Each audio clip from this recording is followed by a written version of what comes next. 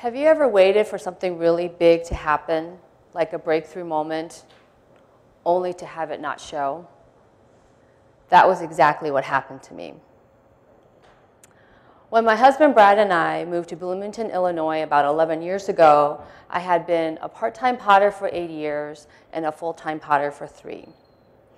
My studio had always been in the garage, in the kitchen, a tiny spare room. When we moved here, we bought my dream house because for the first time in my life, my ceramic studio was spacious. It was beautiful. It had windows that looked out into our backyard.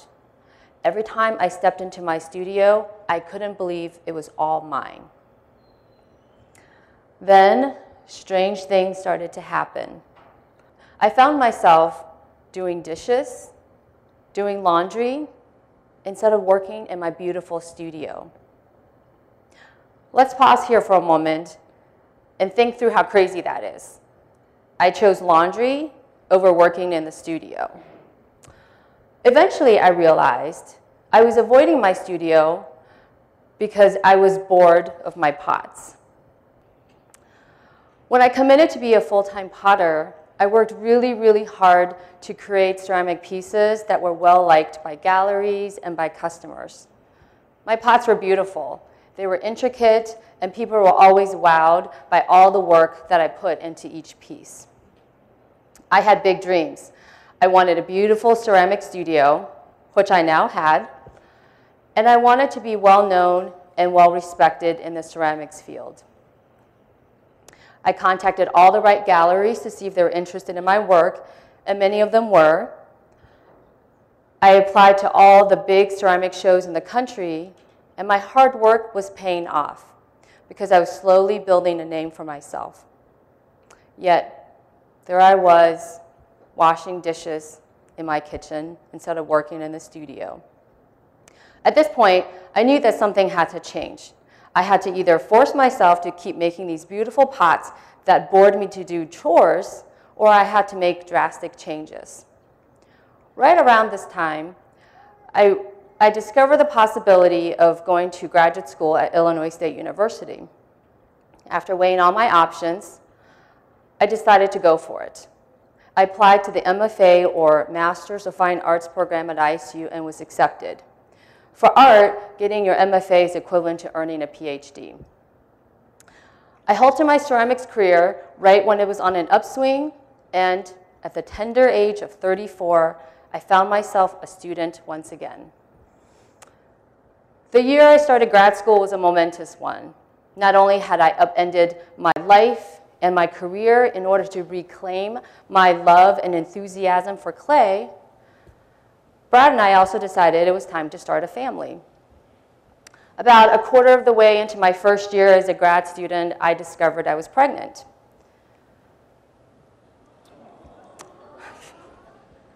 When the news of my impending motherhood was revealed, many friends said, "Oh, motherhood's going to change you, your life, and your artwork." I was ecstatic to hear this. Wasn't having a breakthrough moment in my ceramics the sole purpose of going to grad school? Armed with grad school and motherhood, there was no way I was going to miss out on that eureka moment when the light bulb turns on and my pots were just magically wondrous and profound. All through my pregnancy and into the first months of Grayson, my son's life, I waited with bated breath for that knock to come. And when that knock came, I was going to fling the door wide open, embrace my breakthrough moment, invite it to come inside, and lock the door so it may never leave.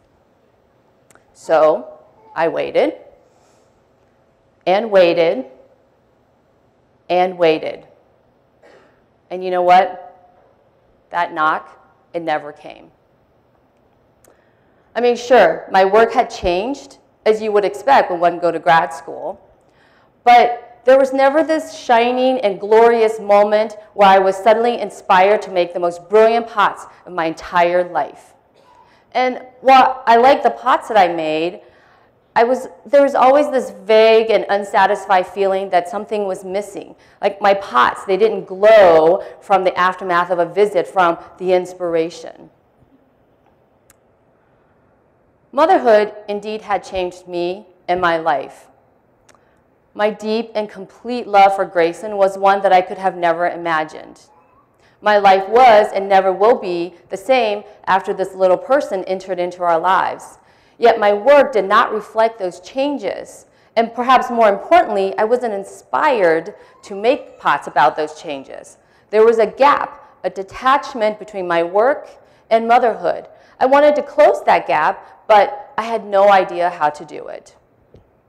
Soon, life, as it usually does, moved on. My dream of having a breakthrough moment in my ceramics faded into the background.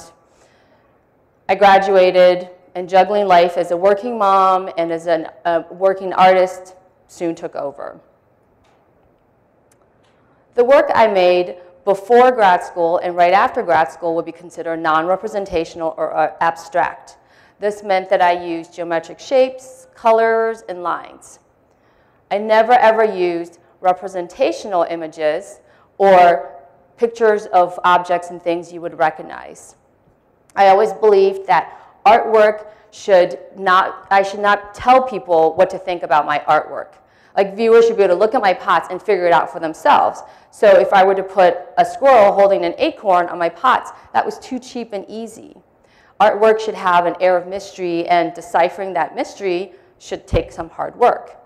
Now, if any of you have children, work with kids, are at all familiar with children, you know that they can go from this to this in an instant. Grayson had always been a pretty easy kid. He's mild-mannered, listens well, he's a natural rule follower. But he's always hated getting his nails cut. So when it came to nail cutting time, my usually mild-mannered kid becomes extremely unhappy and uncooperative. One night when Grayson was about 3 years old, we were having our usual battle of getting his nails cut. Out of desperation, I declared that I was going to sing him a song. This caught his attention because, as a general rule, I don't usually sing. Like, you, trust me, don't want to hear me sing. But I said I was going to sing him a song about Batman because at the time, he loved superheroes. He had this go on, I might be convinced look on his face. So to sweeten the deal, I said, "What do you think Batman should be doing in the song?" After thinking about it for a moment, he said the song should be about Batman, Mr. Freeze, and ice cream. So that's what I did. I sang a song about how Mr. Freeze stole all the ice cream in the world, but Batman saved the day because he discovered Mr. Freeze's secret lair, and all the ice cream were saved. And while I sang the song, I quickly cut his nails, and for the first time that night, I was able to cut his nails without any fuss or any tantrums. After that, we developed a routine. When it was time to cut Grayson's nails, he would name superheroes and anything else that popped into his head, and I made up a song about it. Well, one particular night, I was tired. I wasn't in the mood to come up with a complicated story, so I decided to sing Mary Had a Little Lamb. At the end of the song, there was this deafening silence. I calmly continued to cut Grayson's nails while the entire time cringing on the inside. He finally said, "That's it?" Nonchalantly, I answered, "Yep." In an outraged voice, he asked, "Where's the story? There was no story in that song. It was so short. Where's the story?" It was at that moment that I finally understood something so profound that it took my breath away. That breakthrough moment, that knock that I've been waiting for almost 4 years, it didn't come knocking on my door. It had quietly slipped inside of me and had been patiently waiting for me to recognize it all this time. You see, for a long time now, I've been wanting to tell and have been telling these tiny little stories on my pots. The stories are really timid and made up of non-representational images. I'd imagine that this yellow dot was really lonely, and so it went on an adventure and searched high and low for other yellow dots. But the habit of telling Grayson's stories had unconsciously followed with me into the studio, and this whole time, I've been telling him stories through my pots of the events and the interactions that I observe every day. I wanted to use representational images, but I was too scared to do so. So as a compromise, I was using these tiny little animal silhouettes. In my head, I thought, well, those animal silhouettes, they're vague and mysterious, so technically I'm not really telling anybody what my pots are about. After that night, when I realized that my aha moment had already arrived, I embraced the fact that I want to tell stories on my pots, and that in order to do so, I need to use representational images. And also, I realized that I need to let go of my fear and my preconceived notions of what art should and shouldn't be. I used to think that my pots should reflect the seriousness of motherhood. But the truth of the matter is that it's the laughter and the playfulness and the silliness, the lightness of being a mom that affects me the most. It's those happy, silly, sometimes bittersweet slices of life. Those are the stories that I want to tell, because together, those formed my breakthrough moment. I finally realized that breakthrough moments don't have to hit you over the head. Sometimes they're quiet and sneaky. And because they seep instead of bonk, I have to be present in my own life for those moments. Otherwise, they will just flow right past me.